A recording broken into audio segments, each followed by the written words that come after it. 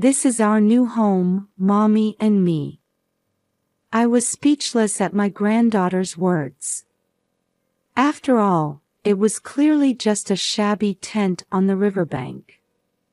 However, my 5-year-old granddaughter seemed unaware of the gravity of the situation, perhaps finding the outdoor living novel. What on earth was going on? As I stood there confused, even more shocking facts came to light. This was absolutely unacceptable. Filled with anger, I vowed to seek revenge for my daughter and granddaughter. "Congratulations on your marriage." I hugged my daughter Maggie. She looked so happy in her wedding dress. "Thank you," she replied. Maggie's husband was the second-generation president of a company. Ben, her partner, seemed well off, taking Maggie to fancy restaurants and giving her expensive gifts.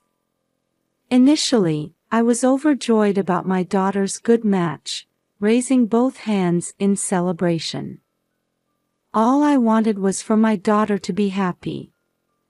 "I'm glad you're happy for me," Maggie smiled gently, always thoughtful of her mother.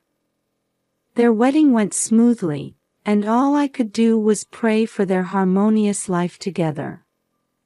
Little did I know then what trials awaited my daughter. While I had hoped for Maggie's happiness, I discovered something terrible after she married Ben. He held outdated values, what you might call male chauvinism. After they got married and my granddaughter Charlotte was born, I went to visit Maggie in Ben's house. "Maggie, coffee." Ben not only ordered Maggie around while she was holding and soothing Charlotte, but he also tried to chat with me while leaving Maggie standing. "Ben, do you always treat Maggie like this?" I couldn't help but frown. Isn't a wife supposed to devote herself to her husband? "Is there a problem?" he replied, sipping the coffee Maggie had made, seemingly unconcerned. "I want you to treat my daughter with more care," I protested, but Ben wouldn't listen. Our thought processes were completely different. As I was leaving, I whispered to Maggie, "If anything happens, don't hesitate to talk to me." She nodded silently. Walking home, I squinted at the sunset. Come to think of it, my husband was kind of like that too. My late husband also had old-fashioned values and always spoke to me in a commanding tone. I sighed, wondering if husbands have always been like this.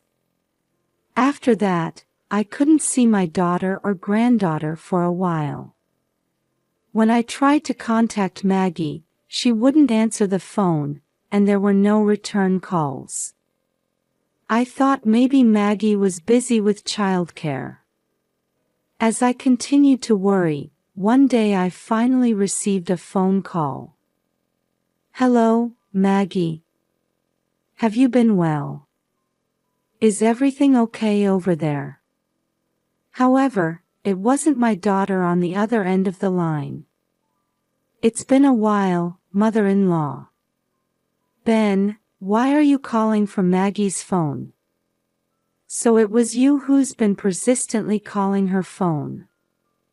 Ben threw sharp words at me with a sigh, not answering my question. "It's pointless to try contacting Maggie. She's mine now. Don't treat my daughter like an object. Put her on the phone. Shut up. Don't contact us again." He spat out these words and hung up. As I listened to the dial tone, I was dumbfounded. At the same time, I couldn't stop worrying about Maggie. So, I went to see my daughter when I knew Ben would be at work. However, Maggie came to the door with a gloomy face. "What are you doing here?" Ben hates you and told me not to see you anymore. I'm sorry, but I was worried about you. Are you really okay living with Ben? My daughter lowered her eyes sadly, and I felt helpless. Hey, why don't you come back home with Charlotte? However, she strongly pushed away my outstretched hand and glared at me. Don't be ridiculous. Do you want to make Charlotte a fatherless child? I was left speechless by Maggie's vehemence. When you butt in, it causes trouble between Ben and me. Please, just leave us alone. But I'm just worried about you. Mind your own business. I'm happy with my rich husband and cute daughter. I have nothing more to say to you, so go home. With that, Maggie slammed the door shut. I was so shocked that I couldn't move from in front of their house for a while. Maybe it's better if I don't interfere with them anymore for Maggie's happiness. After being so strongly rejected by my daughter, I felt helpless. I wiped away the tears that had unknowingly started flowing down my cheeks and trudged away. 5 years passed without me seeing my daughter. Although there wasn't a single day when I didn't think about Maggie and Charlotte, there was nothing I could do. I lived my life praying for their happiness from afar and taking care of my own health so as not to cause trouble for my daughter in the future. Then one morning, during my daily walk, I decided, today, I'll take the riverside route for a change. As I walked near the cool riverbank, watching the morning sun, I encountered an unexpected sight. What's that? I noticed an unfamiliar tent pitched on the riverbank. Moreover, it was a shabby tent, dirty in places.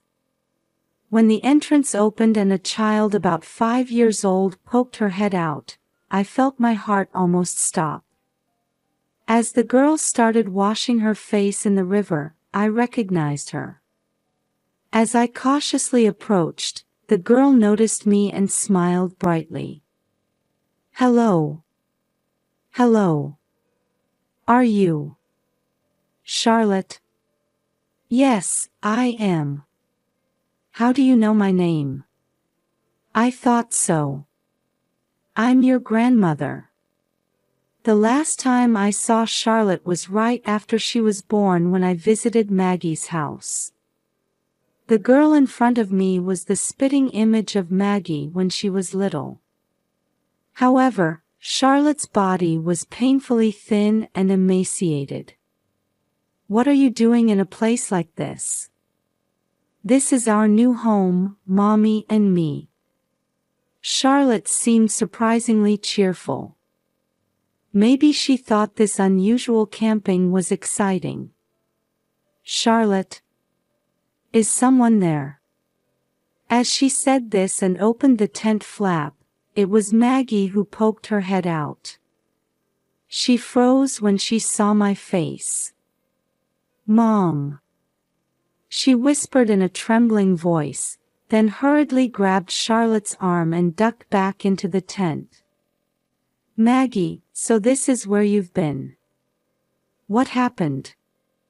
It's none of your business, so go away. My daughter kept rejecting me with a strong tone. I didn't understand what was going on, but I knew this wasn't a normal situation. Don't worry. I'll help you. Everything will be all right, I promise. As I continued to speak gently, eventually I heard sobbing from inside the tent. Mom, help me. And so, I took my daughter and granddaughter into my protection and brought them back to my house. I prepared a bath and meals for them, and after they had calmed down, I listened to the full story. What I heard shocked me.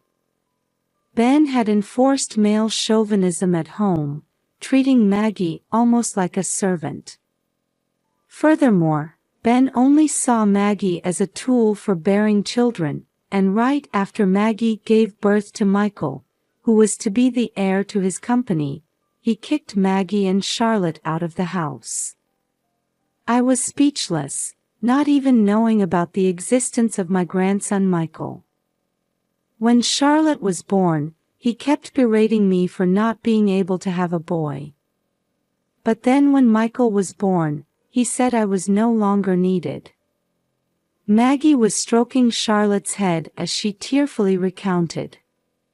And when they were kicked out of the house, they were threatened, "If you tell your family or ask anyone for help, I'll hurt Michael." That's why they couldn't turn to me for help and had no choice but to start living in a tent. Maggie had told me to go away to protect me. I absolutely cannot forgive this. After learning everything, I couldn't stop crying at the terribly cruel treatment my daughter had endured. It's okay now. I'll take care of everything. As I embraced Maggie and Charlotte, I vowed revenge against Ben. First, we thought about collecting evidence of Ben's wrongdoings. However, Maggie had almost nothing with her when she was kicked out of the house. She had left with just the clothes on her back, almost no money, and had been eating grass growing on the riverbank for meals. "How did you get that tent?" "Actually, I secretly took it from the storage shed at Ben's house."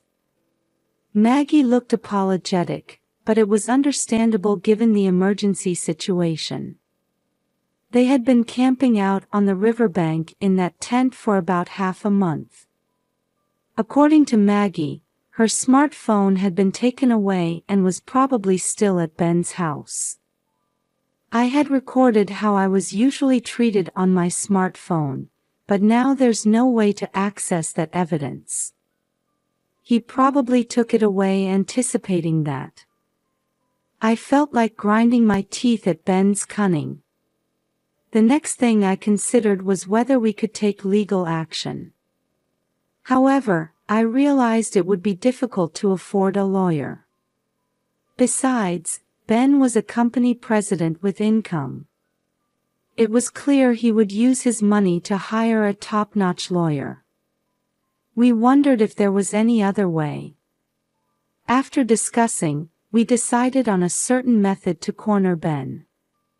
Not even 3 days had passed when Ben came barging into our house in a rage. From early morning, there was a violent banging on the front door. "Open up. This is your doing, isn't it?" Thinking he might break down the door if this continued, I quietly let Ben into the entryway. However, inside, I was doing a victory pose. Because this was the beginning of our counterattack. "How may I help you?" I acted submissively, pretending to be frightened. "There's no use trying to play dumb. Maggie's here too, isn't she? You broke your promise to me." "What are you talking about? Could you please explain in more detail?" Ben seemed irritated by my act of trembling in fear. "You took pictures of me splurging at a strip club and spread them on social media, didn't you? I don't know how you did it, but the company's account is in flames, and it's become a huge mess." That's terrible. But isn't that what they call reaping what you sow? While pretending to cower before the enraged Ben, I inwardly smirked as I said this. As Ben had said, it was indeed us who had orchestrated this. Ben's company was known for its low employee wages, yet he was out partying at strip clubs almost every night. Knowing this, I paid one of the women at the club he frequented to take photos of him there. Then, I created an account and posted those photos, spreading them across social media. As a result, angry messages flooded Ben's company account. It seems that this caught the attention of people related to his workplace, causing problems for the company. Then the employees started complaining about my behavior on social media. Thanks to that, even our business partners have run away, and it's been terrible. It seems he had lost credibility, lost clients, and the company was on the verge of collapse. Maggie, you're here, aren't you? Come out. I warned you, but you went crying to this old hag. Ah, you mean how you threatened that if she told her family or asked anyone for help, you'd hurt Michael? I stopped my act, straightened my back, and confronted Ben. He seemed to sense something was different about me. That's not a warning, it's a threat, isn't it? Shut up. You stay out of this. Ben yelled and kicked a potted plant. However, the pot, full of heavy soil, didn't fall over, and instead, he hurt his foot, grimacing in pain. Perhaps angered by this, he even tried to kick the shoe cabinet. You'd better not throw a tantrum. I'm warning you, for your own good. Mind your own business. Just bring Maggie out. This time I'll lock her up so she can never leave the house again. I silently handed him a piece of paper. What's this? When Ben looked at the paper, he saw restraining order written in large red letters. Stay away from my daughter. This is a warning. What? Don't mess with me. His anger further inflamed, he tore the paper to shreds and trampled on the pieces that fell to the floor. Watching this, I reached behind the clock placed in the entryway. What's that? Can't you see? It's a camera. No way. Ben turned pale and stumbled backward. I had set up video cameras in the entryway, anticipating that he might come barging in angrily. In fact, I had installed 3 cameras at different angles. Well, since you threatened that unfortunate things might happen around us, it was necessary for security and vigilance, right? When I checked the footage from one of the cameras, it had perfectly captured all of Ben's behavior. I'm sure the other cameras recorded similar footage as well. We intend to submit this to the police as evidence. And we've hired a lawyer to get Michael back, whom you took from my daughter. What are you talking about? Poor people like you can't afford a lawyer. We found a kind lawyer.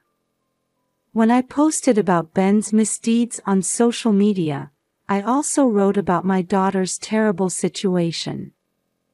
A lawyer contacted us, saying, I want to help you, out of goodwill.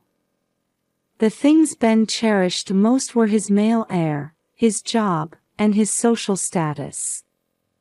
Realizing he would lose all of these, he was left in a daze for a while. Then Ben crouched down in the entryway and began to kowtow. Please forgive me. I was wrong. We've known that for a long time, haven't we? I'm sure my eyes were cold as I looked down at Ben. He started trembling and whimpering as if he had seen something terrifying. Let me tell you, I have no intention of ever forgiving you for what you did to Maggie and Charlotte. Even if Maggie forgives you, I will never forgive you. Then, I called out to Maggie, who was in the back room. I called the police. They should be arriving soon. Actually, the moment Ben arrived, I had instructed my daughter to hide in the back room and contact the police. Ben's eyes nearly popped out of his head as he desperately clung to my feet. Please wait. Please help me. If I'm arrested by the police, I'm finished. Isn't this the comeuppance for looking down on women all this time? Anyway, could you please not touch me? When I shook off his hands, Ben turned his back to flee from the house, flinging open the front door. However, police officers were already waiting there. I handed over the camera footage to the police as evidence. Then, I glared at Ben with stern eyes. All your actions have been recorded as evidence. From now on, you'll face the judgment of the law. And so, Ben was stuffed into a police car, crying, and my daughter and I watched until the car was out of sight. After that, Maggie and Ben's divorce was finalized. Maggie not only got Michael back but also claimed $20,000 in damages and $800 per month in child support. And so, Maggie, Charlotte, and Michael began their new life in my house. I believe we'll surely be able to live a happy life together from now on, and I'll do whatever it takes to ensure that happens. Surrounded by my daughter and grandchildren, I'm filled with anticipation for our new life ahead.